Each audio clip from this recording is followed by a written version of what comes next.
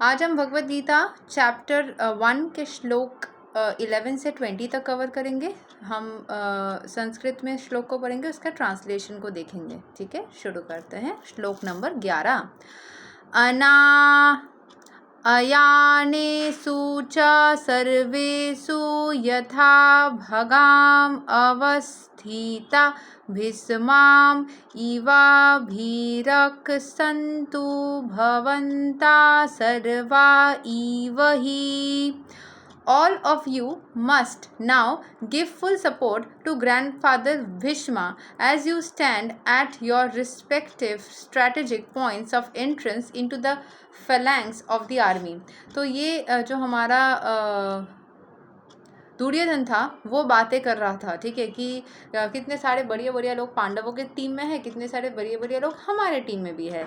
और वो सिर्फ फिर उसके बाद ये बोल रहा था कि 10वें श्लोक में हमने देखा था कि ग्रैंडफादर भीष्म जो है, मतलब भीष्म पितामह, उनके मुकाबले एक्सपीरियंस किसी के पास नहीं। इनफैक्ट उन्होंने जब लड़ाई लड़ी थी कुरुक्षेत्र का, उनका एज 40+ था।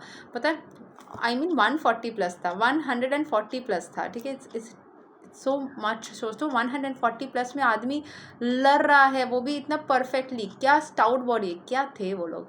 ठीक है, सो भीम के मुकाबले वो काफ़ी ज़्यादा अच्छे थे, ऐसा बोला जा रहा है। And at the same time ये जो तुम्हारा नेक्स्ट श्लोक में बोला जा रहा है, जहाँ पे दुर्योधन बोल रहा है कि हमारा जितने भी सारे सैनिक हैं, सबको उन्होंने बताया कि जितने भी सैनिक हैं, आप सब कोई अपने अपने स्ट्रैटेजिक पॉइंट्स में खड़े रह जाओ, ताकि आप लोगों को अच्छे से आप सपोर्ट कर पाओ भीष्म पितामह को, क्योंकि वो थोड़े से ओल्ड हो गए ना, तो उनको सपोर्ट की भी ज़रूरत पड़ सकती है।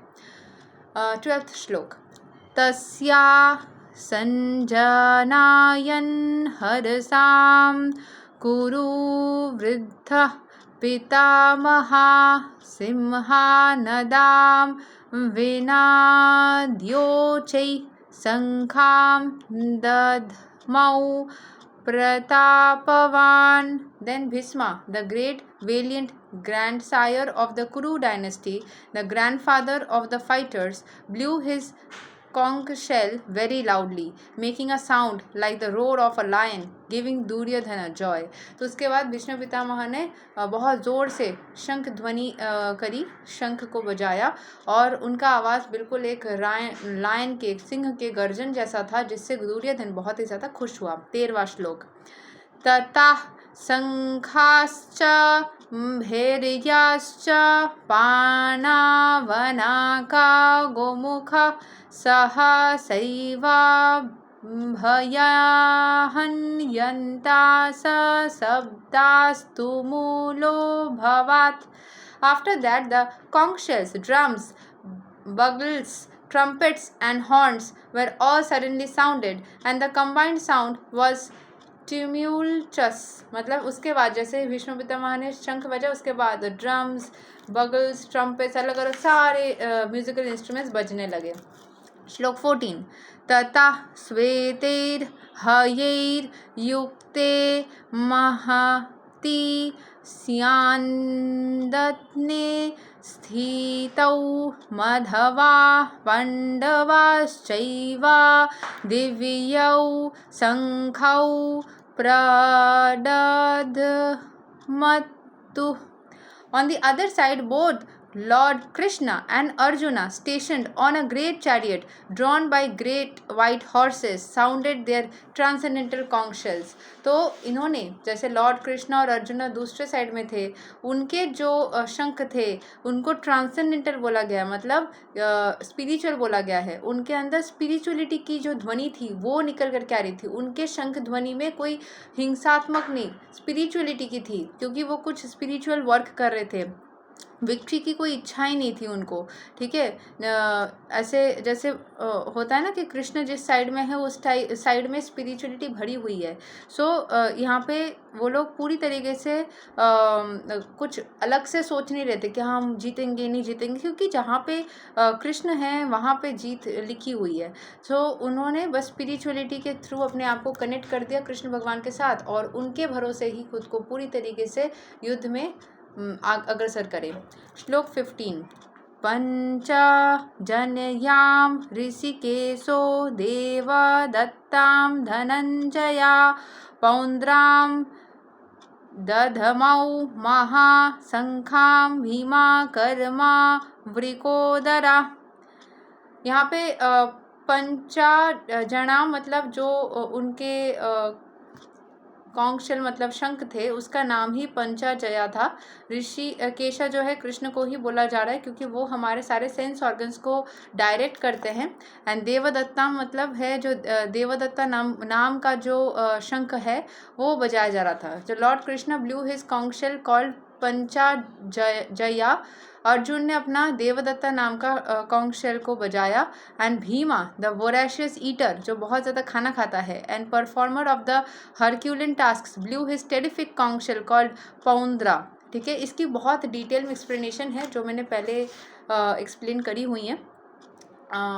जब आई थिंक 1 साल पहले मैंने जब पढ़ा था, 1-1.5 साल, बहुत दिन पुराना हो गया है। ठीक है, सो उसमें अगर कोई चाहता है तो उसके वीडियो को जा कर के चेक कर सकता है। पुराने जो भी श्लोक्स मैंने रिकॉर्ड किए हैं वहाँ पे मिल जाएगा, वहाँ पे जा कर के वीडियो को चेक कर सकता है। ठीक है, so you will find the entire explanation there. अभी बस हम शॉर्ट में श्लोक्स को पढ़ रहे हैं, जो डिटेल में एक्सप्लेनेशन है वो आपको रिकॉर्डेड पुराने वीडियोज़ में मिल जाएंगे। ठीक है,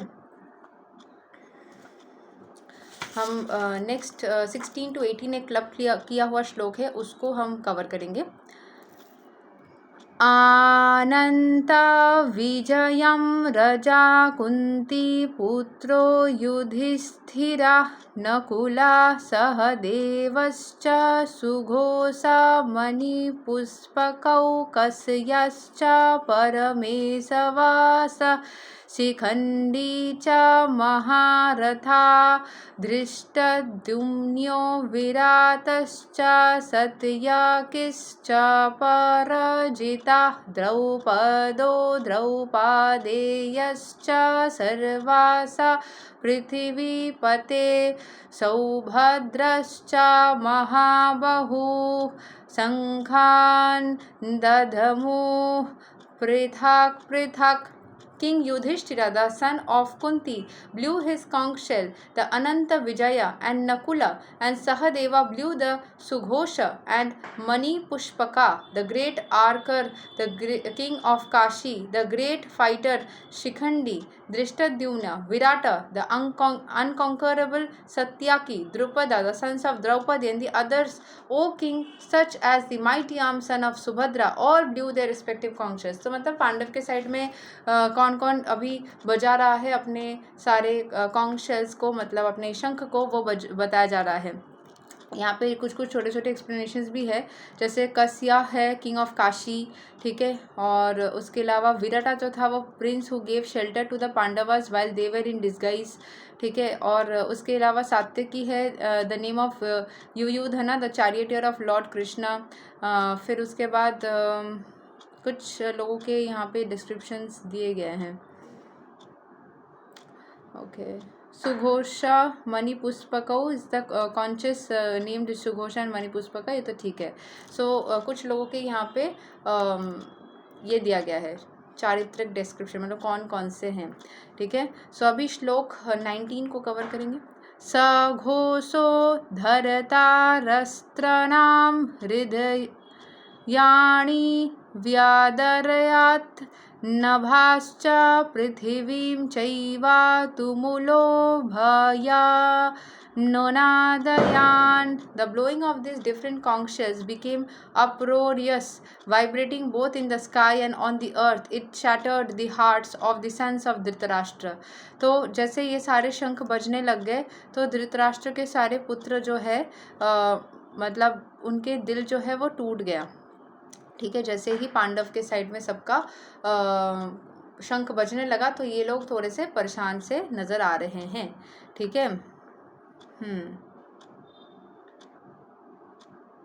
अभी श्लोक 20 हम कवर करेंगे।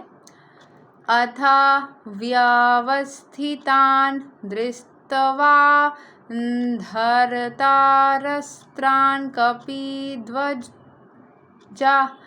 प्रवृते शस्त्रा संपते धनुरुदयं या पांडवा ऋषिकेशां तड़ा वक्याम इदाम अहा महीपते.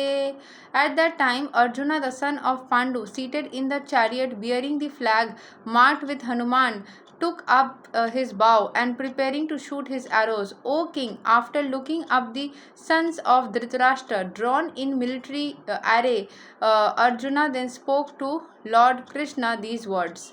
तो अभी क्या वर्ड्स है वो हम नेक्स्ट दिन देखेंगे.